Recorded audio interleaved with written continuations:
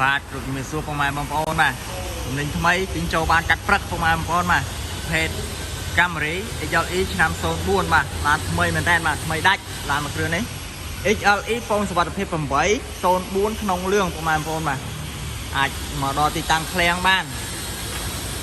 សម្រាប់អ៊ំពូមីងបងប្អូនដែលគាត់ឆ្លាញ់ប្រភេទបាឡែនបាទមកមើលមកគ្រឿងនេះគឺអត់ខុសចិត្តទេឆ្នាំផលិតខ្ពស់ក៏អីចុចក្នុងលឿងអានេះកប់សេរីបងប្អូនបាទនេះពងសុវត្ថិភាព8គ្រាប់តែអត់បើកដបណា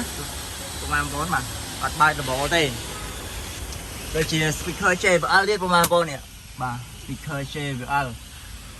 ក្នុងអីស្អាតបាទមកមើលយកទៅប្រើប្រាស់បានតែម្ដងសម្រាប់កង់ឲ្យប្រើបានបងប្អូនបាទជ័យបាទសាក់លេខបើនិយាយពីសាក់លេខនេះកប់សេរីឯងបងប្អូនបាទក្នុងពេញ 2BP 54 90លេខទូរស័ព្ទទំនាក់ទំនងបងប្អូនអាចខលមកខ្ញុំផ្ទាល់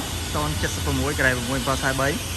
096ក្រែ6743និង097 73ដើម27 93បាទបងប្អូនឲ្យគាត់ស្រឡាញ់ប្រភេទកាមេរីបាឡែនបាទមកមើលលឿនឡើងបាទមានតែមួយគ្រឿងក្នុងស្តុកទេបងប្អូនហើយបាទទៅពីទិញបានថ្មីទៀតបាទអ្នកបងប្អូនមកមើលទៅយើងវាយពលីឥឡូវជូនបងប្អូនបាទនេះឡានអត់ត្រូវធៀបចំនេះទៀតទេបាទនេះ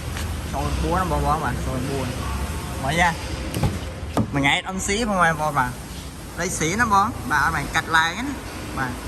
ដីស៊ីតែម្ដងមួយថ្ងៃស៊ីននេះ